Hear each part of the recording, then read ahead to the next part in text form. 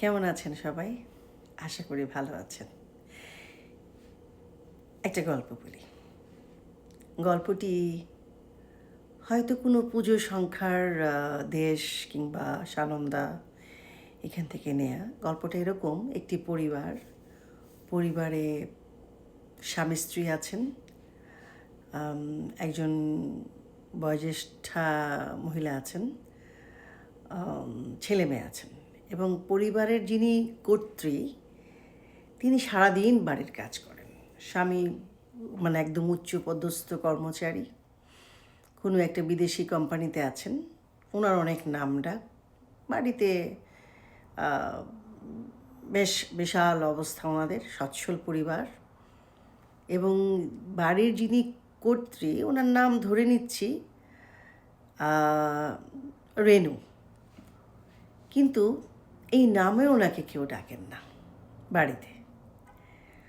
তো ওই যে আদমশুমারি হয় না, সেই সময় কিন্তু ছেলে মেয়ে এসছে বাড়িতে সে সময় কেউ নেই, বাচ্চারা স্কুলে গেছে, কলেজে গেছে, দাদি হয়তো শুয়ে আছেন বা রেস্ট নিচ্ছেন। সেই সময় দরজাটা খুলে দিলেন বাড়ির কর্ত্রী এবং বলছে কি চাই। বললেন যে আমরা তো এখানে এসেছি, বাড়িতে কজন আছেন, কি ব্যাপার। তো বলছে যে আর এখন তো কেউ নেই, বিকেলে আসবে সবাই, যদি অন্য সময় আসো তাহলে ভালো হয়। তো ওরা জিজ্ঞেস করছিল যে ঠিক আছে, তাহলে আপনি যেহেতু আছেন আপনার সাথেই কথা বলি। তো বললো যে হ্যাঁ বলো, আপনার নামটা কি। তো উনি খুব মানে চিন্তায় পড়ে গেলেন যে আমার নাম, আবার নাম কি, আমাকে তো সবাই মিসেস রহমান ডাকে, এটা কথার কথা ধরে নিলাম। বলে যে মিসেস রহমান তো হয় না, আপনার মানে নাম নেই, আপনার তো একটা নাম আছে। বলে একটু ওয়েট করো। উনি চিন্তা করছেন, বাসায় তো কেউ নেই। দাদির রুমে যেয়ে দেখেন, শাশুড়ির রুমে যেয়ে দেখেন শাশুড়ি ঘুমোচ্ছেন। তো বলল যে আমার নামটা আমি মনে করতে পারছি না, তোমরা কি পরে আসবে। খুব কষ্ট হচ্ছে না, আমরা মেয়েরা এরকম। তো সন্ধ্যাবেলায় ওনার হাজব্যান্ড আসলেন, বললেন যে তুমি এসছো ভালো, হাত মুখ ধোও, নাস্তা দিচ্ছি। তো বললো যে আচ্ছা বলো তোমার নাম কি। উনি হাসছেন, আমার নাম কি, তুমি তো মিসেস রহমান, এরকম। ছেলে এসছে, মেয়ে এসছে, সবাইকে জিজ্ঞেস করছে এই বাবা তোরা বল না আমার নাম কি। আমার নামটা না মনে করতে পারছি না। বলে আরে তোমার নাম কি, তুমি তো আমার মা এরকম বলে টলে। তারপরে যাই হোক, উনি খুবই দ্বিধাদ্বন্দ্বের মধ্যে থাকতে থাকতে যখন দেখছে যে কারো কাছ থেকেই প্রপার অ্যান্সার পাচ্ছেন না, তখন উনি ডিসিশন নিয়েছেন যে উনি গ্রামে যাবেন। তো উনি গ্রামে গেছেন, যে দেখেন যে বাবা মা আছেন। বাবা মাকে জিজ্ঞেস করলেন যে এটা আসলে প্রতীকী একটা ক্যারেক্টার। বললেন যে বাবা মার কাছে গেলেন, বললো যে বাবা আমার নাম কি।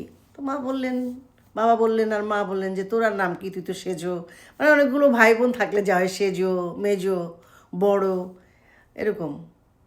তো ওনার আসলে খুব ভালো লাগলো না। উনি স্কুলে চলে এসছেন, স্কুলে দপ্তরিকে জিজ্ঞেস করলেন, বয়স্ক দপ্তরি, ওকে আরে সেটা কি আর এখন আছে, ঝড় হয়েছে, জলোচ্ছ্বাস হয়েছে, যুদ্ধ হয়েছে, কোথায় পাবো মানে সেই রেজিস্ট্রি খাতা যেখানে নাম লেখা আছে।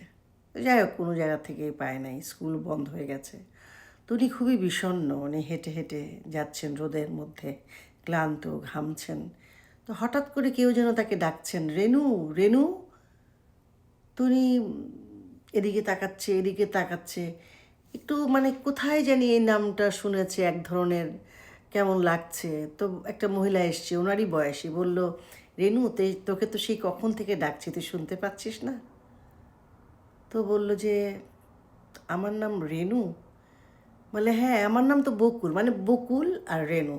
তোর মনে নেই আমরা একসাথে এই গাছের তলায় বসতাম, নদীর পাড়ে বসতাম। এই কথা বলতে বলতে গল্পটা এখানে শেষ হয়ে গেছে। আসলে এটা একটা প্রতীকী ক্যারেক্টার। সেটা হচ্ছে যে আমরা যারা মিডল এইজ, আমরা কিন্তু অনেক সময় আমাদের আইডেন্টিটি খুঁজে পাই না। এখনকার সময়টা অনেক বেশি আমাদের মানে আমাদেরকে হেল্প করে, কারণ আমাদের অনেক সাহস বেড়েছে, অনেক প্ল্যাটফর্ম তৈরি হয়েছে সারা পৃথিবীতে, সমস্ত কিছু খোলা। যে যত বেশি জানবে তার তত বেশি উপকার, এটাও ঠিক। তারপরেও কিন্তু একটা ক্রাইসিস থাকে আমাদের, তাই না?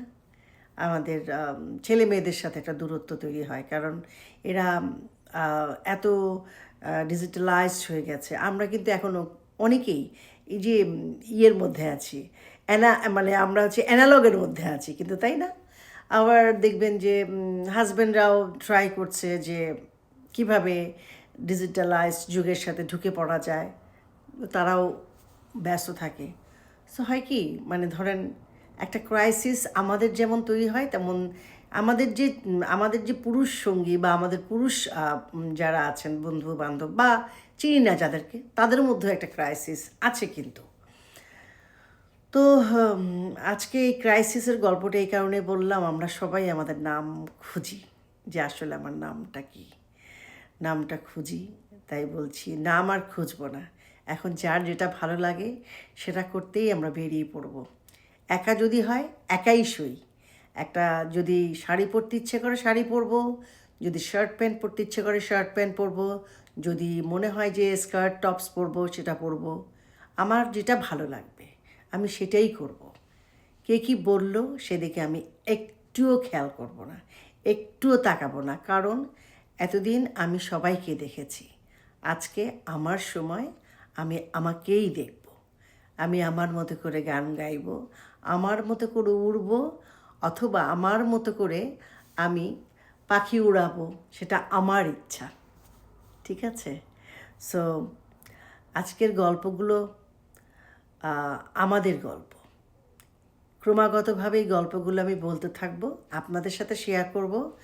আর আমার বিশ্বাস যে আপনাদের অনেক অনেক গল্প আছে, অনেক চমৎকার গল্প আছে, অনেক চমকপ্রদ গল্প আছে, তাই না? সেই গল্পগুলো আমি শুনতে চাই।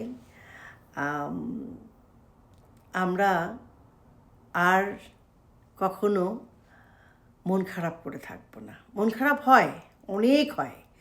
যদি মন খারাপ হয়, যেটা ভালো লাগবে সেটাই তো করবো। আইসক্রিম খেতে ইচ্ছে করলে আইসক্রিম খাবো, যদি ডায়াবেটিক থাকে তাও কিন্তু চকলেট খাবো। সেটা তো আমার জন্য, আমি ভালো থাকতে চাই, তবে বেশি না, অল্প অল্প। যাই হোক, আমি ডাক্তার না, আমি হচ্ছে, আমার মনে হচ্ছে আমি একজন শিল্পী। তো তা আমার কাছে মনে হয় পৃথিবীর সব কিছুই শিল্পের মতো এত সুন্দর জিনিস তো পৃথিবীতে হয় না, তাই না? সো আমার মাঝে মাঝে মনে হয় আমি একটা বিশাল ট্রাক বানাবো, সেই ট্রাকে ঘুরে ঘুরে আমি রান্না করব, মানুষ খাবে এবং বলবে, বাহ, এটা তো বাংলাদেশের একেবারে একেবারে রসালো খাবার, বাংলাদেশের খাবার অনেক সুস্বাদু। আমার যা খুশি আমি তাই করব, কারণ আমি তো আমার ফিনিক্স পাখি। আমাদের গল্প, আপনাদের গল্প, আমাদের আমাদের আমার আপনার সবাই মিলেই কিন্তু আমরা, আমাদের গল্প। আমরা আর কখনো মন খারাপ করে থাকবো না, ঠিক আছে? এখনই উঠুন, চলে যান শাওয়ারে, শাওয়ার করে ভালো করে চা কিংবা কফি খান, তারপর বই নিয়ে বসুন কিংবা বেরিয়ে পড়ুন দূরে কোথাও। ভালো থাকেন সবাই, আবার দেখা হবে, আবার কথা হবে।